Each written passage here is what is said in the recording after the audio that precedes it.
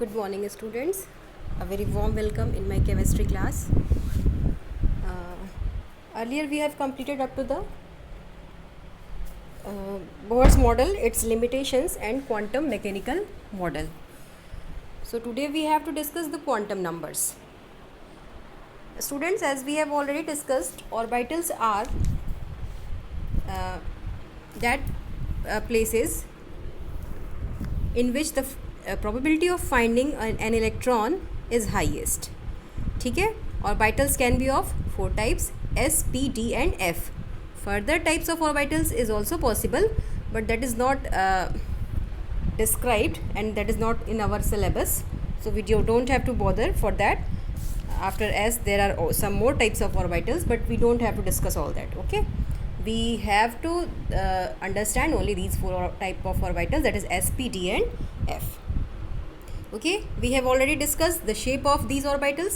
S is having a spherical shape, P double shape, D double shape, and F is having the complex structure.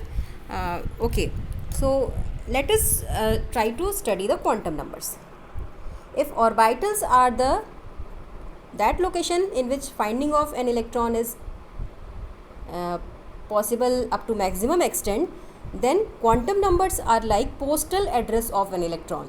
मतलब orbitals को अगर आपको completely define करना है with the presence of electron, तो आप quantum numbers के बारे में सोचेंगे. ठीक है, तो क्वांटम नंबर्स हमें ऑर्बिटल के शेप, साइज़ और उसके टाइप के बारे में तो बताते ही, साथ साथ इलेक्ट्रॉन्स की फाइंडिंग भी हम उससे, इलेक्ट्रॉन की करेक्ट पोजीशन भी हम क्वांटम नंबर्स के नॉलेज से पता कर सकते हैं. ठीक है, अब ये क्वांटम नंबर्स कितने तरह के होते हैं? These quantum numbers are of 4 types. कितने तरह के होते हैं? 4. That is one is n, that is principal quantum number. पहला जो क्वांटम नंबर है वो हमारा क्या है? प्रिंसिपल. यहाँ पे PAL लिखेंगे क्योंकि ये मेन क्वांटम नंबर है. ठीक है, this is principal quantum number. Then after L is azimuthal quantum number. L का नाम क्या है? Azimuthal quantum number. Small l से इसको रिप्रेजेंट करते हैं. ये जो क्या करता है, ये ऑर्बिटल की ओरिएंटेशन को क्लियर करता है, उसके 3 डायमेंशनल स्पेस शेप को, 3 डायमेंशनल शेप को डिस्क्राइब करता है. ठीक है, तो इसको हम लोग एजीम्यूथल भी बोलते हैं, और इसका एक और भी नाम है, इसको हम लोग सब्सिडियरी क्वांटम नंबर बोलते हैं. क्यों सब्सिडियरी बोलते हैं? क्योंकि जो हमारा मेन क्वांटम नंबर है वो प्रिंसिपल क्वांटम नंबर है. इसी के बेसिस पे आगे के सारे क्वांटम नंबर्स डिसाइड होते हैं. ठीक है, और इससे जुड़ा हुआ जो सबसे पहला क्वांटम नंबर है that is azimuthal quantum number. मतलब इसके बाद जो फर्दर डिस्क्रिप्शन ऑर्बिटल की देता है वो एजीम्यूथल क्वांटम नंबर. तो ये 2 हमारे मेन क्वांटम नंबर्स होते हैं, और इन दोनों में भी मेन प्रिंसिपल क्वांटम नंबर है, और सेकेंड वन क्या है हमारा? This is subsidiary quantum number. ठीक है, तो आप इसको सब्सिडियरी भी बोल सकते हैं, लेकिन इसका ज़्यादा पॉपुलर नेम है azimuthal quantum number, and it is represented by L. The third type is M, that is magnetic quantum number. Magnetic quantum number क्या करता है? ये इन्फॉर्मेशन देता है spatial orientation of the orbital with respect to standard set of coordinate axis. मतलब coordinate axis में आपके orbital के ओरिएंटेशन क्या है, इसके बारे में ये बताता है. ठीक है, इसको हम लोग बोलते हैं मैग्नेटिक क्वांटम नंबर. ठीक है, and the last one is spin quantum number. It is represented by small s.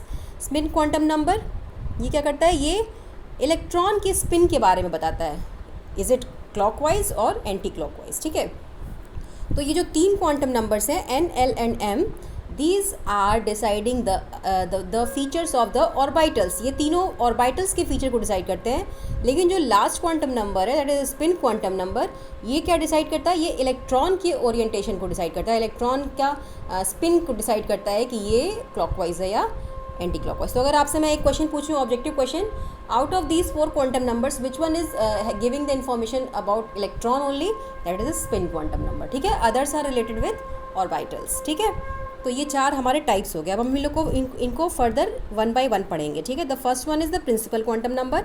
जैसे कि मैंने आपको बताया, ये प्रिंसिपल क्वांटम नंबर है, ये मेन क्वांटम नंबर है. ये डिसाइड करता है शेल की नंबर को. The principal quantum number decides the shell number. It can be, ये 0 नहीं हो सकता कभी भी, it is a positive integer. ये 1 से स्टार्ट होगा, 0 नहीं होगा. 1 2 3 4 फर्दर ये हो सकता है कुछ भी. ठीक है, अगर ये 1 हो गया इसका मतलब it is corresponding to the first shell and that is K shell. ठीक है। अगर ये 2 हो गया it means it is corresponding to the second shell that is L shell, फिर एम, फिर एन, फर्दर आप इस ऐसे ही इंक्रीज़ करते जाएंगे कि L M N O P shells होती जाएंगी, ठीक है। तो ये प्रिंसिपल क्वांटम नंबर हो गया। अब किसी भी एक स्पेसिफिक शेल में कितने ऑर्बिटल्स हो सकते हैं, मैक्सिमम ऑर्बिटल्स, ये आपको प्रिंसिपल क्वांटम नंबर से पता लग सकता है। कैसे पता लग सकता है? It is having the value of N square. मतलब अगर एन की वैल्यू 1 है, मतलब के शेल की बात हो रही, तो के शेल में मैक्सिमम नंबर ऑफ ऑर्बिटल्स कितने हो सकते हैं? 1 स्क्वायर, मतलब ओनली 1 ही होगा, ठीक है, एंड दैट इज़ 1s, ठीक है। और अगर हमने एन की वैल्यू को और बढ़ाया, 1 से 2 कर दिया, तो 2 में कितने नंबर ऑफ कितने मैक्सिमम नंबर ऑफ ऑर्बिटल्स हो सकते हैं? 2 स्क्वायर, 2 स्क्वायर मीन्स 4, मतलब 2 के बाद जो एल शेल आ रही है, एल शेल के लिए कितने मैक्सिमम ऑर्बिटल्स हो सकते हैं? 4। 2 का स्क्वायर तो 4 ही होगा ना, 2 का स्क्वायर 4 हो गया, इसका मतलब 4 हो सकते हैं। और वो 4 कौन से होंगे? 2s and 2p। हमें पता है कि s में सिर्फ एक ऑर्बिटल होता है, लेकिन p कंटेन्स 3 ऑर्बिटल्स, ठीक है। तो 3 ये और एक ये, टोटल कितने हो गए? 4 ऑर्बिटल्स, ठीक है।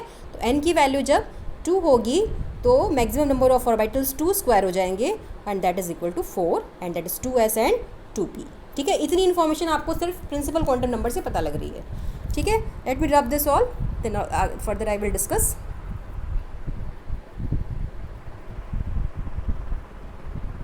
Okay, let us move. अब n की वैल्यू अगर हमने 3 कर दी, तब मैक्सिमम नंबर ऑफ ऑर्बिटल्स कितने हो जाएंगे? 3 का स्क्वायर। मतलब ये किस शेल की बात हो रही है? के एल के बाद m आती है, ये m शेल की बात हो रही है। मैक्सिमम नंबर ऑफ ऑर्बिटल्स कितने हो जाएंगे? 3 स्क्वायर। 3 स्क्वायर का मतलब 9 है ना। तो 3 में कितने ऑर्बिटल्स रहेंगे? 3s, 3p एंड 3d, ठीक है। s में एक ऑर्बिटल होता है, p में 3 ऑर्बिटल होता है, और d में 5 ऑर्बिटल्स होते हैं, ठीक है। तो 5 + 3 + 1 कितना हो गया? 5 + 3 is 8, and 8 + 1 is equal to 9। So maximum number of orbitals कितने हो गए? 9। किस शेल के लिए? m शेल के लिए। ऐसे ही आप आगे भी कर सकते हैं। n इज इक्वल टू 4 अगर हम करें तो 4 स्क्वायर हो जाएगा maximum number of orbitals. 4 square का मतलब 16, 16 का मतलब 4 में क्या क्या आ जाएगा? 4s, 4p, 4d and 4f, ठीक है। तो 9 तो यहाँ तक हो जाएंगे, 4s, 4p, 4d तक, और f में 7 होते हैं, ठीक है। तो 7 + 9 कितना हो गया? बताइए। 7 7 14 + 2 इज इक्वल टू 16, ठीक है। तो अब n इज इक्वल टू 4 आपने किया ही है, तो 4 का स्क्वायर का मतलब 16, तो 16 ऑर्बिटल्स हो जाएंगे, एक s का, 3 p का, 5 d का और 7 f का, ठीक है। तो आई होप कि आपको ये बिल्कुल अच्छे से समझ में आ गया होगा प्रिंसिपल क्वांटम नंबर और इसका क्या यूज़ है। अच्छा, प्रिंसिपल क्वांटम नंबर के बेसिस पे ही आगे के फर्दर क्वांटम नंबर्स डिसाइड होते हैं, इसलिए इसको प्रिंसिपल क्वांटम नंबर बोलते हैं, और बाकी जो सेकंड एल वाला है उसको सब्सिडियरी बोलते हैं, ठीक है। चलिए अब आगे बढ़ते हैं एजीमुथल क्वांटम नंबर की तरफ। दूसरा है azimuthal quantum number, it is represented by small L. इसको इसको ऑर्बिटल एंगुलर मोमेंटम वाला क्वांटम नंबर भी बोलते हैं, इसको सब्सिडियरी क्वांटम नंबर भी बोलते हैं, ठीक है। इसके 3 नाम हैं। एक क्वेश्चन तो मैं ऐसे ही बना सकती हूँ, ऑब्जेक्टिव का which quantum number has maximum number of names, that is L, ठीक है। तो ऑब्जेक्टिव क्वेश्चन आसान भी बन सकते हैं, टफ भी बन सकते हैं। एक्चुअल में किसी भी टेस्ट में या किसी भी एग्जामिनी और की जो पहचान होती है ना, वो ऑब्जेक्टिव क्वेश्चन से ही होती है, और एग्जामिनर की भी पहचान होती है, क्योंकि फ्रेम करना भी ऑब्जेक्टिव क्वेश्चन अपने आप में बहुत बड़ा टास्क होता है, ठीक है। चलिए आगे बढ़ते हैं। तो हम लोग बात करते हैं एजीमुथल क्वांटम नंबर की। एजीमुथल क्वांटम नंबर एल से रिप्रेजेंट होता है, and it is always equal to n-1। जितनी आपकी n की वैल्यू है उसमें से आप एक माइनस कर दीजिए, आपको l की वैल्यू मिल जाएगी, ठीक है। तो n की वैल्यू तो 0 होती नहीं है, n की वैल्यू स्टार्ट कहाँ से होती है? 1 से। तो अगर आपकी n की वैल्यू 1 है तो l की वैल्यू क्या हो जाएगी? बताइए मुझे। n की वैल्यू 1 है तो l की वैल्यू 1 - 1 इज इक्वल टू 0 हो जाएगी, है ना। अगर n की वैल्यू 2 है तो l की वैल्यू क्या हो जाएगी? 2 - 1 इज इक्वल टू 1, है ना। अगर n की वैल्यू 3 है तो 3 - 1 इज इक्वल टू 2 हो जाएगी l की वैल्यू। अगर n की वैल्यू 4 है तो 4 - 1 दैट इज इक्वल टू 3 हो जाएगी l की वैल्यू, है ना। अब ये l हमें बताता है किस बारे में? l हमें बताता है 3 डायमेंशनल शेप ऑफ ऑर्बिटल के बारे में बताता है। मतलब हमें एक्चुअली ये बताता है कि कौन सा ऑर्बिटल है। शेल आपको पता लग गई, अब आपको ऑर्बिटल पता करना है। ऑर्बिटल पता, शेल आपको n से पता लग गया प्रिंसिपल क्वांटम नंबर से, ऑर्बिटल आपको एजीमुथल क्वांटम नंबर से पता लगेगा, ठीक है। कैसे पता लगेगा? Let us discuss this. मैं अभी ये डिस्कस करती हूँ, ठीक है।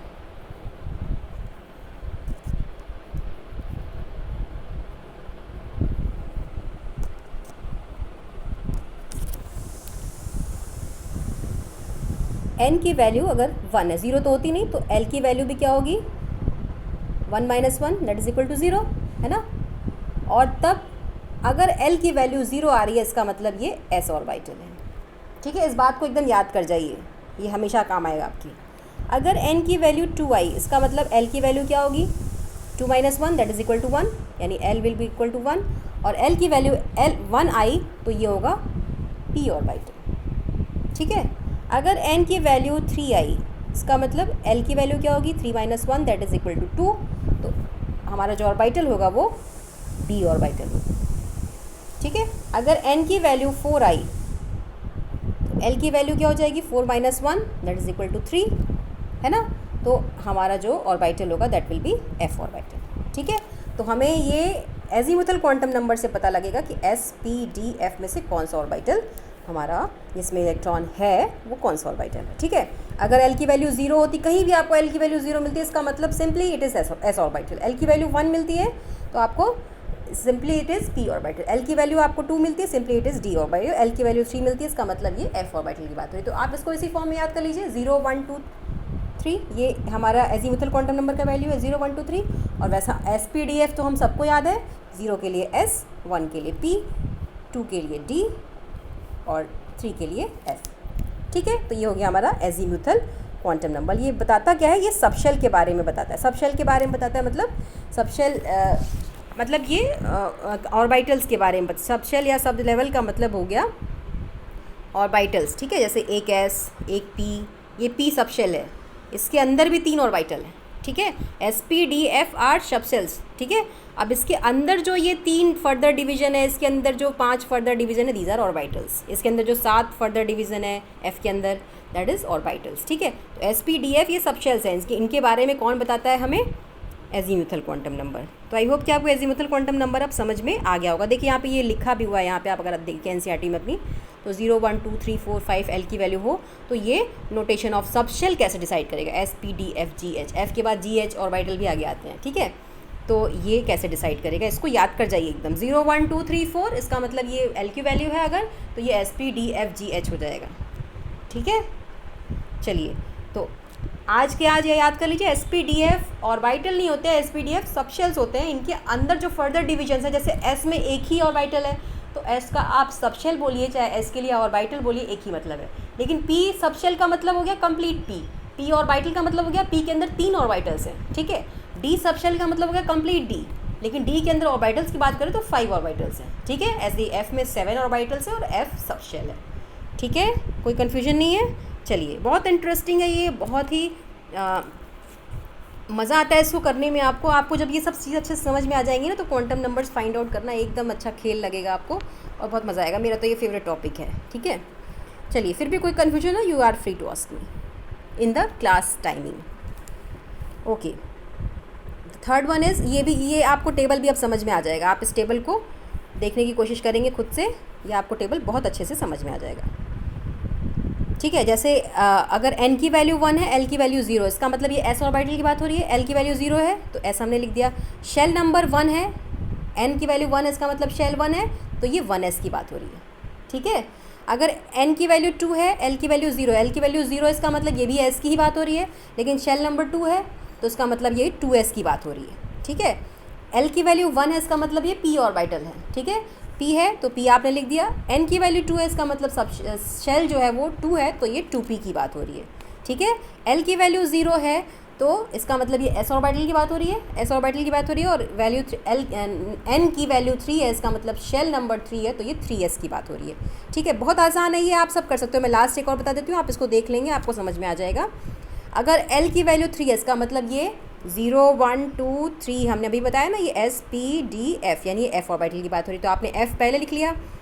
सब नंबर ऑफ शेल दिया हुआ है 4, यानी एन की वैल्यू 4 है, इसका मतलब ये 4f की बात हो रही है, ठीक है। तो एन और एल से आप पर्टिकुलर डिसाइड कर सकते हो कि कौन से शेल का ये कौन सा ऑर्बिटल, कौन सी सब शेल है, ठीक है। चलिए ये हो गया हमारा बात एजीमुथल क्वांटम नंबर का। तीसरा है magnetic quantum number. Magnetic quantum number कुछ नहीं होता, ये डिसाइड करता है spatial orientation of the orbital with respect to standard set of coordinate axis. मतलब एक्स वाई जेड जो 3 कोऑर्डिनेट एक्सिस है उस पर ये ऑर्बिटल का ओरिएंटेशन डिसाइड करता है, ठीक है। Spin magnetic quantum number is represented by m, और इसकी वैल्यू क्या होती है, इसकी वैल्यू होती है ±L इंक्लूडिंग ज़ीरो, ठीक है। तो अगर L की वैल्यू ज़ीरो है तो ज़ीरो में प्लस माइनस क्या करेंगे हम, ज़ीरो का मतलब फिर m की वैल्यू भी ज़ीरो हो जाएगी, ठीक है। अगर L की वैल्यू 1 है, इसका मतलब m की वैल्यू ±1 इंक्लूडिंग ज़ीरो, इसका मतलब इसकी वैल्यू होगी -1, 0 और +1, ये 3 वैल्यूज़ हो जाएंगी, ठीक है।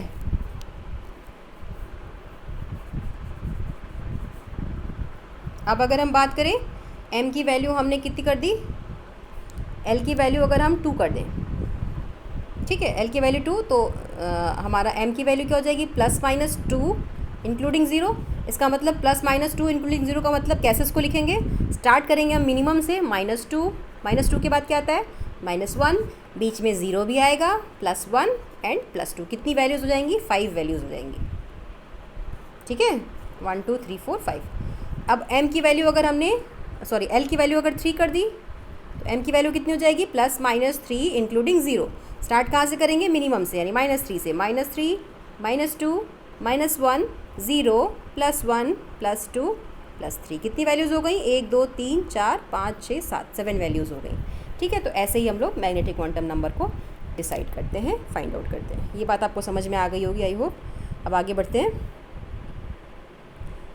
अच्छा, यहाँ पे आपको एक ये टेबल दिख रहा है, इसको ध्यान से देखिए, इसमें वैल्यू ऑफ L दिया हुआ है, तो सब शेल तो आपको आसानी से पता लग जाएगा, 0 1 2 3 4 5 है तो SPDFGH, ठीक है। नंबर ऑफ़ ऑर्बिटल्स कैसे पता लगेंगे, नंबर ऑफ़ ऑर्बिटल्स हमें वैसे भी पता है, अगर S है तो एक ही ऑर्बिटल होगा, P है तो 3 होगा, D है तो 5 ऑर्बिटल्स होंगे, F में 7 होते हैं, G में 9 होते हैं और H में 11 ऑर्बिटल्स होते हैं। GH को बहुत ज़्यादा आपको ध्यान देने की ज़रूरत नहीं, इसकी ज़रूरत आपको कहीं नहीं पड़ने वाली है, लेकिन F तक आपको समझ में आना चाहिए, 1 3 5 एंड 7, S में मैक्सिमम 1, P में 3, D में 5 और F में 7, ठीक है। ये आपको इससे भी पता लग सकता है, अभी जो हमने magnetic quantum number find out किया ना, ये अभी हमने m = 3 के लिए फाइंड आउट किया ना, L = 3 अगर हो तो m की कितनी वैल्यूज़ हमें मिली -3 -2 -1 0 +1 +2 +3, कितनी वैल्यूज़ हो गई ये 7। इसका मतलब यही ये 7 वैल्यूज़ आपको f में दिखाई जा रही हैं, ठीक है। अगर 2 है तो अभी हमने फाइंड आउट किया -2 -1 0 +1 +2, है ना, तो कितनी वैल्यूज़ हुई 5, तो इसीलिए D में 5 लिखा हुआ है, ठीक है। तो ये ऐसे भी फाइंड आउट हो जाएगा। वैसे तो ये सभी को याद रहता है कि S में 1, P में 3, D में 5 और F में 7 ऑर्बिटल्स होते हैं। क्यों होते हैं इसका आंसर मैंने आपको बता दिया, इसका आंसर मैग्नेटिक क्वांटम नंबर में छिपा हुआ है, ठीक है। The last quantum number is spin quantum number. Spin quantum number tells about the particular spin off electron. एक ऑर्बिटल में मैक्सिमम 2 इलेक्ट्रॉन रह सकते हैं, ठीक है। एक होगा clockwise and next one will be anti clockwise, इसको रिप्रेजेंट इस तरीके से करते हैं, ठीक है। तो अब इसी जो स्पिन क्वांटम नंबर होता है ये इसी के बेसिस पे 2 तरह का होता है, +1/2, यानी ये हाफ रोटेशन को शो करता है ना, half rotation, probability of having rotation of an electron is partially clockwise and partially anti clockwise, ठीक है। तो इसीलिए इसको हमने प्रोबेबिलिटी हाफ दी हुई है, ठीक है। प्रोबेबिलिटी आप जानते हो ना, 50% इसकी चांसेस है कि ये क्लॉकवाइज हो, 50% चांसेस है कि ये एंटी क्लॉकवाइज हो, तो इसीलिए इसको हाफ प्रोबेबिलिटी दी गई है, हाफ नोटेशन दिया गया है। और अगर क्लॉकवाइज होगा तो ये प्लस साइन होगा, अगर एंटी क्लॉकवाइज होगा तो ये माइनस साइन के साथ होगा। तो स्पिन क्वांटम नंबर 2 होते हैं, +1/2 and -1/2, which tells about the spin off the particular electron. और एक ऑर्बिटल में अगर ये पहला इलेक्ट्रॉन है तो ये +1/2 होगा, अगर ये दूसरा वाला इलेक्ट्रॉन है तो ये -1/2 होगा, ठीक है। तो आज हमने क्वांटम नंबर्स को कंप्लीट कर लिया। टुमारो इसके बाद नोडल सरफेस की बात हो रही है, नोड्स और एंटी नोड्स की, वो हमने ऑलरेडी डिस्कस कर लिया है, ठीक है। कितने टोटल नंबर ऑफ़ नोड्स होते हैं, कितने रेडियल नोड्स होते हैं और कितने एंगुलर नोड्स होते हैं, टोटल नंबर ऑफ़ नोड्स कितने होते हैं, ये हमने यहाँ पे जो दिया हुआ है हमने डिस्कस कर लिया ऑलरेडी, ठीक है। तो अपनी अगली क्लास में मैं डिस्कस करूँगी एनर्जी ऑफ ऑर्बिटल्स। ऑर्बिटल्स की एनर्जी देखेंगे हम लोग कि किस ऑर्बिटल की क्या एनर्जी होती है, और उसके बाद हम लोग देखेंगे पाउलीज एक्सक्लूशन प्रिंसिपल, ऑफ बाउ प्रिंसिपल एंड होर्न्स रूल, ठीक है, and it's stability of partially filled and completely field orbitals, ठीक है। तो in the next lecture our chapter will be complete. Today's lecture is very important and I have given the very clear cut concept of quantum numbers. Please go through the lecture, in repeated way आप बार बार सुनिए, बार बार समझिए, आपको बहुत अच्छे से quantum numbers clear हो जाएंगे। फिर हम लोग जब आगे चैप्टर कंप्लीट कर लेंगे तो थोड़ा हम लोग क्वांटम नंबर को फाइंड आउट करने की प्रैक्टिस भी करेंगे, ठीक है। चलिए, आई होप आप you have enjoyed the lecture. Thank you very much.